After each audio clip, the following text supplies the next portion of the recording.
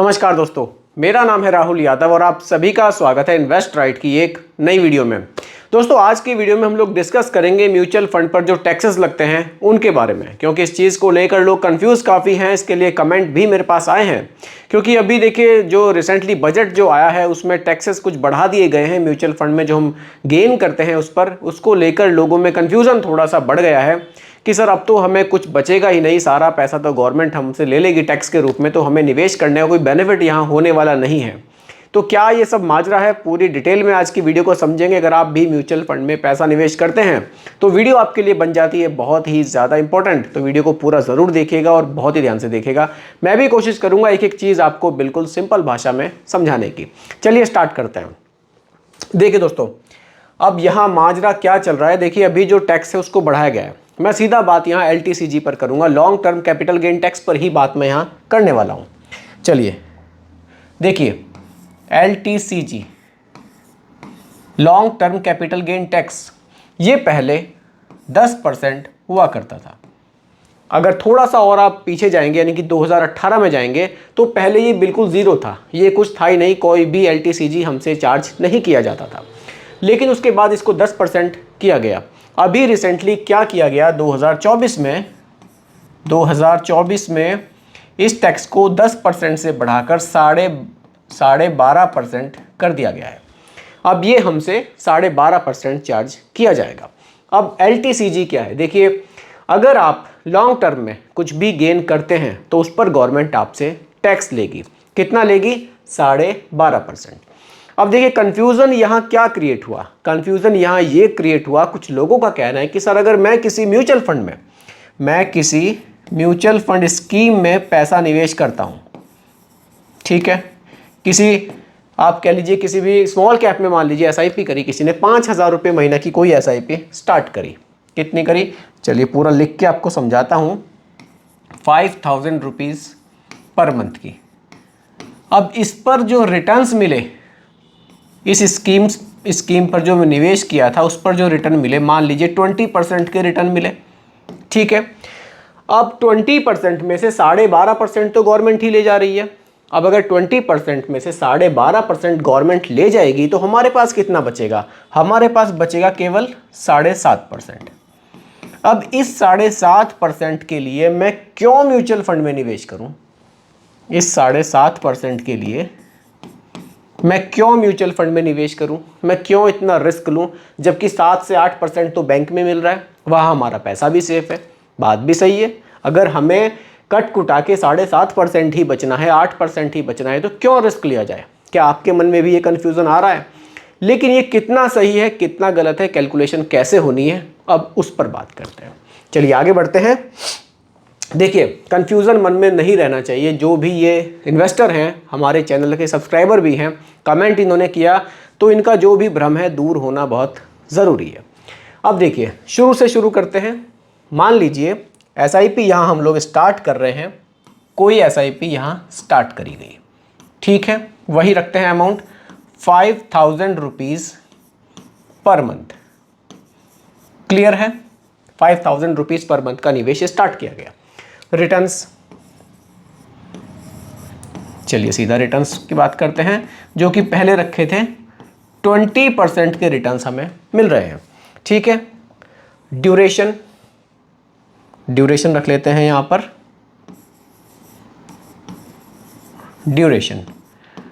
Duration रख लेते हैं हम लगभग 25 साल। मान लीजिए 25 ईयर्स के लिए ये SIP चलाई गई।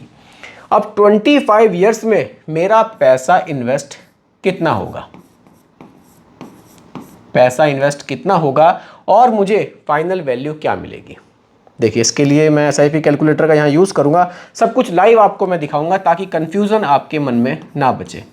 अब ये जो फाइनल वैल्यू है ना, इस पर थोड़ा सा आप ध्यान से समझिएगा कि फाइनल वैल्यू हम कैसे निकालते हैं। चलिए पहले सीधा बात करते हैं, यहाँ SIP कैलकुलेटर पर चलते हैं। चलिए देखिए 5,000 रुपये महीना का निवेश और यहाँ जो रिटर्न्स हमें मिल रहे हैं, एग्जाम्पल के लिए रखे हैं 20%, 25 साल इस SIP को चलाया जाता है तो जो टोटल हमारा निवेश है वो 15 लाख रुपए का हो जाएगा और जो फाइनली वैल्यू है वो 4.3 करोड़ की बन रही है। ये हमें देखने को मिल रहा है SIP कैलकुलेटर में। इसको वहाँ लिखते हैं 15 लाख का निवेश है और 4.3 करोड़ की वैल्यू हमें देखने को मिल रही है। चलिए, इन्वेस्ट हो गए हमारे कितने, 15 लाख, और जो फाइनली वैल्यू देखने को मिली वो मिली 4.3 करोड़। क्लियर है? अब ये जो फाइनल वैल्यू है 4.3 करोड़, ये हमें पूरी नहीं मिलेगी। क्यों नहीं मिलेगी? क्योंकि गवर्नमेंट इस पे टैक्स लेगी। कितना लेगी? 12.5%, 12.5% का टैक्स हमसे चार्ज किया जाएगा। तो टैक्स की कैलकुलेशन यहाँ किस तरह से की जाती है वो उस पर बात करते हैं। यहीं आकर चीज़ थोड़ी सी लोग कंफ्यूज हो जाते हैं। इसको मैं बिल्कुल एकदम सिंपल तरीके से आपको क्लियर करूँगा। देखिए, अब वापस से एसआईपी कैलकुलेटर पर चलते हैं। 4.3 करोड़ जो हमारी वैल्यू बनी है, इसमें हमने जो निवेश किया था 15 लाख रुपए, पहले तो इसको माइनस किया जाएगा। आपने देखा था यहाँ इन्वेस्टमेंट 15 लाख का था हमारा, तो इसको माइनस किया जाएगा। इसके लिए हम एक सिंपली एक कैलकुलेटर का यूज़ यहाँ करेंगे ताकि कैलकुलेशन बिल्कुल क्लियर हो। कैलकुलेटर, ठीक, कैलकुलेटर पर आ जाते हैं। आपने देखा 4.3 करोड़ यानी कि 4 करोड़ 30 लाख रुपए में से अब हम 15 लाख रुपए माइनस करेंगे। इसको मैं साथ साथ आपको वहां दिखाता भी चला जाऊंगा जहां हम लोग सब कुछ नोट डाउन कर रहे हैं। 4.3 करोड़ है। अब यहां 4.3 करोड़ में से माइनस किया जाएगा कितना, 15 लाख। 15 लाख ये माइनस किया जाएगा। उसके बाद क्या अमाउंट आएगा वो हम यहां लिखेंगे। तो सीधा कैलकुलेटर पर चलते हैं। चलिए,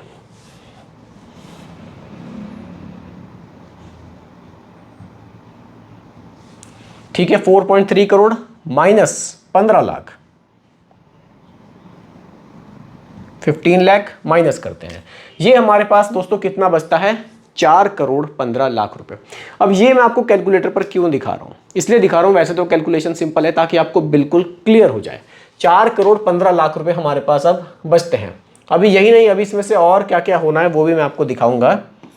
4.15 करोड़ हमारे पास बचे। अभी इसमें से और पैसा माइनस किया जाएगा। कितना किया जाएगा, क्योंकि गवर्नमेंट ने यहाँ छूट भी दी है। कितनी, long term capital gain tax में 1.25 लाख, ये पैसा और अभी माइनस किया जाएगा।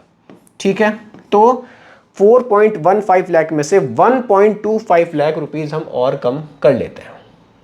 चलिए, कैलकुलेटर पर आते हैं, सीधा माइनस कर लेते हैं यहां पर 1,25,000।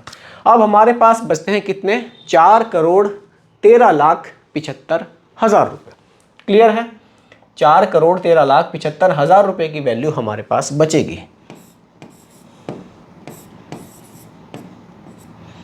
75,000 ये हमारे पास अब फाइनल वैल्यू आ रही है। अब जो टैक्स हमें देना है वो 4 करोड़ 13,75,000 पर देना है। जबकि अगर लोग कंफ्यूज यहाँ ये होते हैं कि टैक्स हमें सीधा 4 करोड़ 30 लाख पर देना है। नहीं, आपको टैक्स जो देना है 4 करोड़ 13,75,000 पर देना है। और यहाँ टैक्स कितना आपको देना है, अब टैक्स पर आते हैं। टैक्स आपको यहाँ देना है 12.5%, जो कि अभी के हिसाब से, पहले 10% था, अभी 12.5% चार्ज किया जा रहा है। फिर से कैलकुलेटर पर चलते हैं। फाइनली टैक्स आएगा वो हम यहाँ नोट करेंगे कि टैक्स हमने टोटल यहाँ कितना पे किया। 4 करोड़ 13,75,000, यहाँ हम टैक्स पे करेंगे कितना, 12.5%।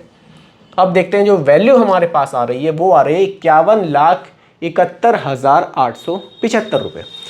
51,71,875,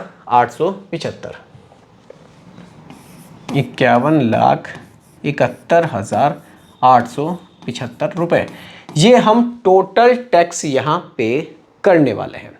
यानी कि जो हमारे पास वैल्यू थी 4 करोड़ 30 लाख रुपए की, उसमें से 51,71,875 रुपये का हम यहाँ टैक्स पे करेंगे। फाइनल वैल्यू आपको निकाल कर बताता हूँ बिल्कुल क्लियरली। अब यहाँ फाइनल वैल्यू, चलिए, फाइनल अमाउंट, फाइनल अमाउंट क्या बनेगा दोस्तों, 4.3 करोड़, इसमें से माइनस किया जाएगा 51,71,875 रुपये। अब यहाँ ये हमारे पास फाइनल जो वैल्यू है वो निकल कर आ जाएगी। चलिए सीधा वापस से फिर कैलकुलेटर पर चलते हैं। चलिए 51,71,875 रुपये माइनस हमारे पास जो वैल्यू थी, इसको माइनस कर देते हैं। तो जो फाइनल बैलेंस हमारे पास निकल कर आ रहा है वो आ रहा है 3,78,28,125 रुपये का, यानी कि 3,78,00,000 रुपये हम इसको कह सकते हैं। चलिए जो फाइनल बैलेंस आएगा 3.78 करोड़, ये फाइनल बैलेंस आपको देखने को मिलेगा। अब कंफ्यूजन यहाँ लोगों को ये था कि अगर हमें 8% मिलेगा, देखिए 8% नहीं मिलेगा, यहाँ पैसा आपका कंपाउंडिंग में बढ़ रहा है। यहाँ टैक्सेस जो गवर्नमेंट ने बढ़ाए हैं उसके बाद जो वैल्यू आपको देखने को मिल रही है वो कम नहीं है। देखिए आपका जो निवेश था यहाँ वो 15 लाख रुपए का था और आपको जो फाइनल वैल्यू है सारे टैक्स कटने के बाद 3,78,00,000 की फिर भी देखने को मिल रही है। जिस हिसाब से लोगों ने कमेंट किए थे कि हमें तो 8% ही रिटर्न मिलेगा, अगर आप 8% के रिटर्न पर कैलकुलेशन करें तो देखिए आपके सामने क्या वैल्यू निकल कर आएगी। देखिए वही निवेश 15,000 रुपये का और अगर रिटर्न आपको यहाँ केवल 8% मिलेंगे तो जो 25 साल में वैल्यू है वो 47 लाख रुपए ही बनेगी। लेकिन आपको यहाँ अमाउंट क्या देखने को मिल रहा है, चलिए 3,78,00,000 रुपए। तो ये एक फाइनल वैल्यू है आपके सामने। इस तरह से यहाँ टोटल कैलकुलेशन म्यूचुअल फंड में की जाती है। तो दोस्तों यही आज की वीडियो का टॉपिक था कि टैक्स को लेकर जो कंफ्यूजन है लोगों के मन में उसको किस तरह से सॉल्व किया जाए। उम्मीद करता हूं कि टॉपिक आपको पूरी तरह से क्लियर हुआ होगा। फिर भी कोई कंफ्यूजन हो आप मुझे कमेंट कीजिएगा, रिप्लाई मैं आपको ज़रूर करूंगा। बाकी दोस्तों रिकमेंडेशन नहीं है, केवल एजुकेशनल पर्पस वीडियो आप लोगों के लिए बनाया गया है। वीडियो कैसी लगी कमेंट में ज़रूर बताइएगा, पसंद आई हो तो लाइक शेयर भी कीजिएगा और मेरे चैनल पर अगर आप नए हैं इसको भी सब्सक्राइब आप ज़रूर कीजिएगा। नमस्कार।